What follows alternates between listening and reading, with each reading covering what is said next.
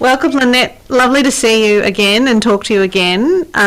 It's great to be the current baton holder of Women's Network Australia, which you founded back in the 90s. And I'd really love to just share with those who are listening how Women's Network came to be. Thanks, Cheryl, and it's wonderful to know that you are the current baton holder and that the legacy is progressing.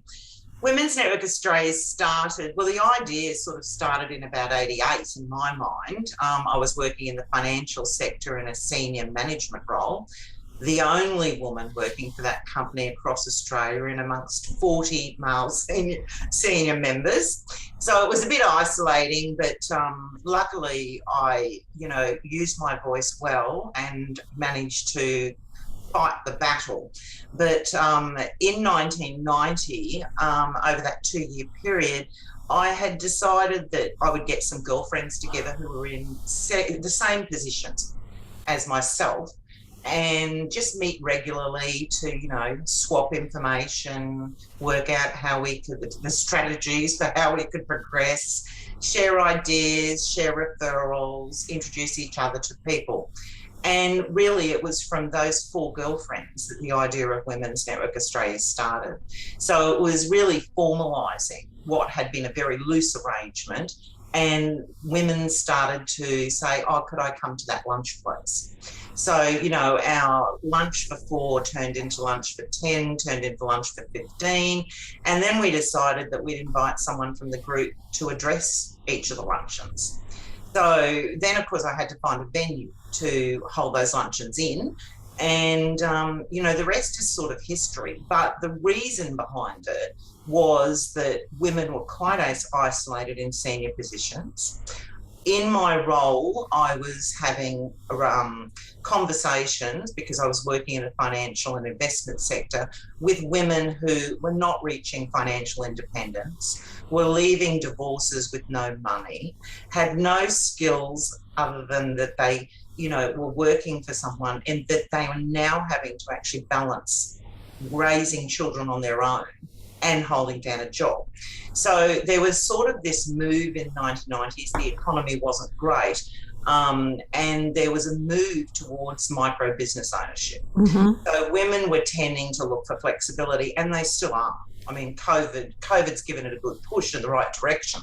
But the only way to get flexibility with workplaces in those days was to actually leave and start your own business. Mm-hmm. And I was seeing that trend happening. However, they didn't necessarily have the skills. They didn't have the confidence. They didn't have the networks to tap into. They didn't know how to write a business plan, a marketing plan. They collectively wanted to educate themselves or learn and interact with other women to do that. So, that along with all the other issues were around at the time.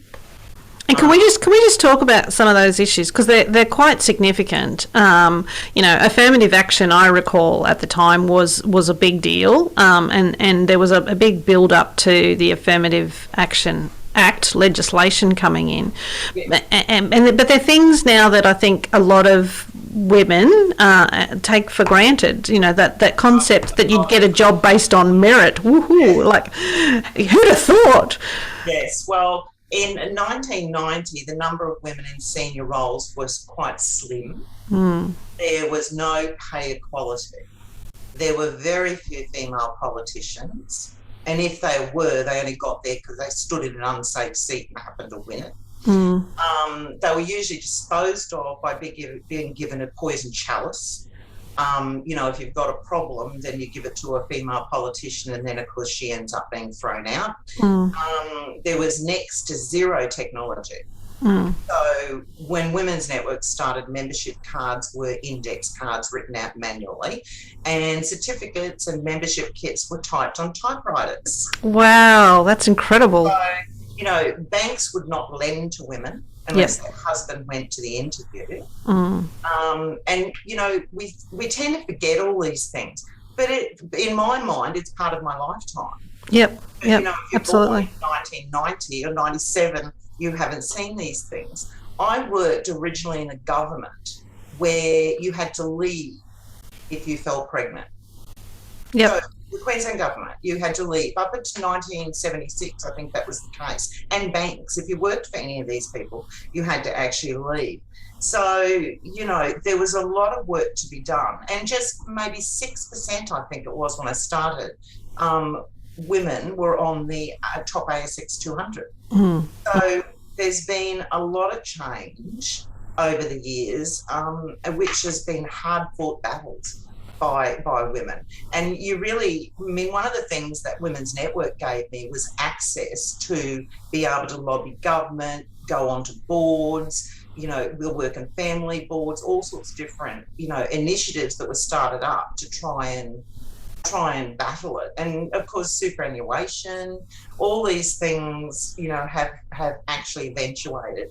And one big one, of course, was childcare, access to affordable childcare, which just wasn't around then. So it certainly made work and family pretty difficult.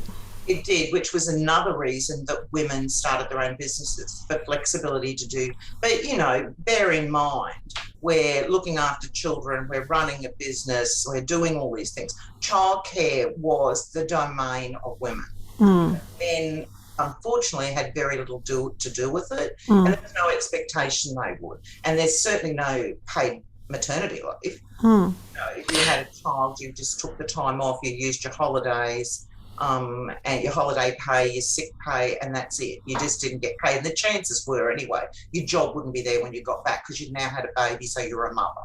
And of course, you were living that at that time as well. You were a single mum to children, and growing a new business. How did that play out for you? Well, that played out. So I was actually at uni and held down this senior position and had a young child and was a single parent. So obviously family support was very important in those days, and no partner, obviously. But, you know, having that family support around you made the difference. Obviously, when my son was old enough, he could go to childcare. But that, you know, race to the childcare centre when you're in a corporate job at 6 o'clock or get charged $1 for every minute you were late. Yep. It was challenging. So the easiest way to do it was get yourself into a senior position where you could actually have some flexibility. So was that also something that you wanted to share through the network, to actually give other women that opportunity to have that flexibility as well? Oh, definitely. So at that stage, it was either get yourself into a senior position, progress within the company you're in, or start your own business. Or don't have children. Choose not to have children, because it was virtually impossible to, you know, find childcare spots that you could afford. That was another reason. You know, people just left work because it just wasn't worthwhile in those lower paid positions. You'd lose all your money. You must have found yourself, you know, it's one thing to sort of go from sitting around with some girlfriends and starting a network. You must have then found yourself in some situations where you were, you know, asked to comment on things or give opinions on things. That did you kind of have those moments when you kind of thought, what am I doing here? Or did you just take it all in your stride?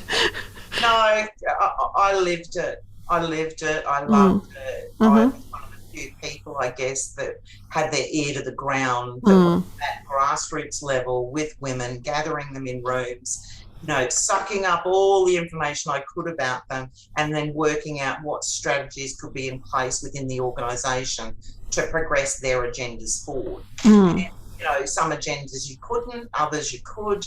And yes, a lot of media commentary. Obviously radio was big in those days. The, you know, Courier Mail, developing relationships with the media, and so much so that we had to start a media call service in Women's Network, because, in the early days, you could ring me and say, oh, I'd like to speak to someone who used to be a pig farmer who now develops and creates perfume range. I've got just the person. I've got just the person. And so I could retain this knowledge. However, it really got to the stage when it started expanding that I didn't have personal experience of everyone that was joining. Obviously, this was as technology took off and websites became possible and online, we could create online and people would join the organisation. And we'd certainly do membership for Mill, where they could learn all about what access they had to services within the organisation. But I didn't know everyone's absolute, background and history. So that is really how the media call service started, where the journalists, newspapers, or whatever would come to me and say, this is what we need. And then we would pump that out as an alert to all the members and give them an opportunity to comment in the media. Yeah. It was about sharing. It was about sharing all the opportunities that were available and doing that for women across Australia. That switch from I know I've said to you before, I love having the hard copies of the newsletters and the magazines, because it really does, it's like a historical archive of working women in the past 30 years, and it's so rich in terms of the issues but also the way things are done. And you could also see from the network the transition from the pre-internet, pre-digital days into, yes, we have a website, we're doing things online, we're doing things differently. So you had to be a trailblazer in terms of picking up that technology and new ways of doing things. Yes. I get amazed by listening to people go, Zoom's taken off during COVID, but at Women's Network, we've been using Zoom since 2014-15. Told our members. So it's something, I'm an avid reader. I read everything. I look at what trends are happening, and that's just the ability that I had. So I'd look at something and think, well, how can we use that? When you first started, did you ever think that it would be a national network of women that would be around for 3 decades? Like, did you have that vision in mind, or did it just kind of happen? No, it evolved. Yeah. So I imagined that the need for it would continue, although the agenda of what that need was would change as women evolved, obviously. But no, I didn't imagine it would end up a national network, and I didn't imagine that. But of course, as you're doing your planning and looking at where you're taking an organisation, each year it evolved and new ideas came up. If I'd still been there, I probably would have taken it in a completely different direction to what's happened since 2017. But that's me. So at some point in time, you have to let go, obviously, which was very difficult and due to illness, unfortunately. Which I'm still battling, but the brain is still very active, as you can tell. What was the reaction though when you first got going, like to those colleagues in the financial sector and more broadly? Was there any negative reaction? Not really, because I'd been doing financial independence seminars for women. Right. Part of that role. My passion was women, and in actual fact, the very men were the very first people that gave me the office space, the time to be able to do it, the computers, partially paid staff. So, men were really supportive of it within the financial services industry. And I think the other thing that, I look at what's going on currently with the word woman and what makes a woman, which of course is an adult female, and I think, well, what is this all about? I started Women's Network Australia and men joined. So men were able to join Women's Network Australia. And still are. Any men out there listening, you're welcome to join. Awful lot of men that are very supportive they would join. It could be because their target market for their product they find is mainly women. It could be because they're supportive of their daughters and the fathers are supportive of daughters or their wives. They look at the conversations around the kitchen table at night and what these females in their family are faced with to this day. It hasn't stopped. It's just more subtle. The unconscious bias and whatever, it is still there. But organisations like Women's Network Australia, I hoped gave women the confidence to use their voices, because as far as I'm concerned, you're better off having an opinion even if it's wrong than having no opinion at all. Take control of the conversation and participate in it. It's okay to be wrong. You don't have to be right all the time. Yeah.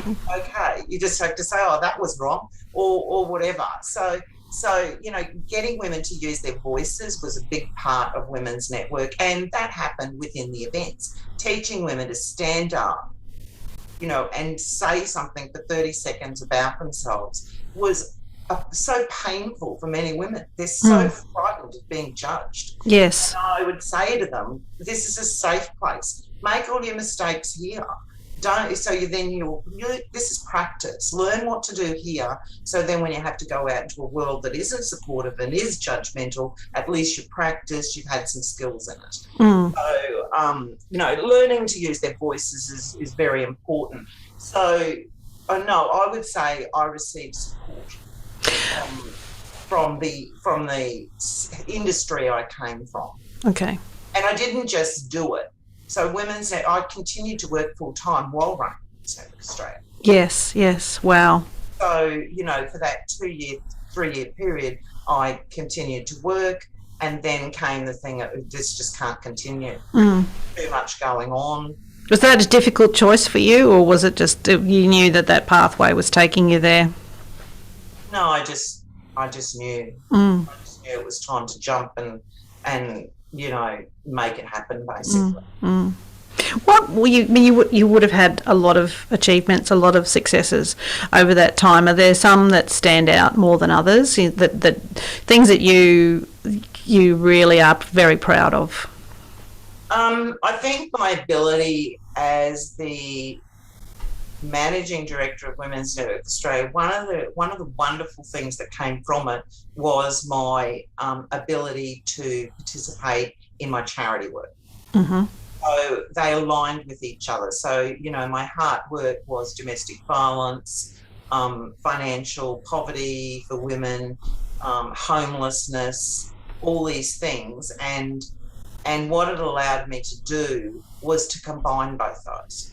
It's really interesting you say that, because they're the three charity themes that we are really we're really working hard to support. Domestic violence, obviously, and financial independence is something we're talking to a number of other partners and collaborators about. And we just had an amazing event in Melbourne where one of our members is participating in the CEO Sleep Out, is an ambassador for Vinnie's CEO Sleep Out.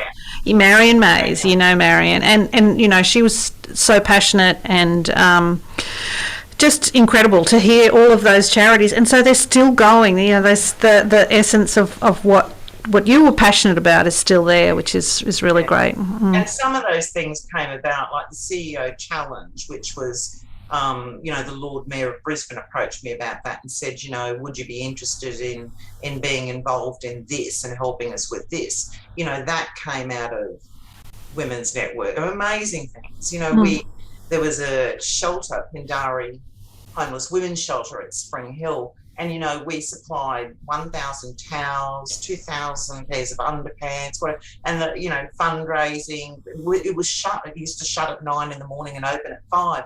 So the homeless people, females, in that shelter, there was only 19 beds, were tossed out at 9 o'clock in the morning, and it reopened at 5. Well, we managed to, get that reopened. Members went in and held events such as, teaching them how to do their resumes, teaching them how to scrapbook, teaching them how to knit. Members kept them busy during the day because there was no funding to keep it open. But, thank you to Judy Spence at the time, the minister. we managed to get funding for it and get it opened. So, so that it was open, so that, so many things and lots of charity work that I did. And I guess that culminated in me receiving the Order of Australia, receiving my AM. Yes. For the work that I'd done. So, can I put my finger on one thing? Not really, because my AM belonged to everybody, all the women that had participated. So, the awards, the Executive Woman of the Year awards, they were absolutely amazing. We ran that program for 8 years, and then it integrated into the Telstra Businesswoman of the Year awards. Yeah, lots of different moments, but they all come to create the essence of me, I suppose. That's marvellous, and it is really humbling to know that those themes and a lot of that work is still going strong and coming through in what we do, which makes me feel really heartened. You and I have talked previously about particularly some of those issues and that sense that the more things change, the more things can seem to stay the same. The unconscious bias you mentioned. There's still a lot of issues that are out there for young women and girls to have to deal with. So I guess I'm certainly looking ahead.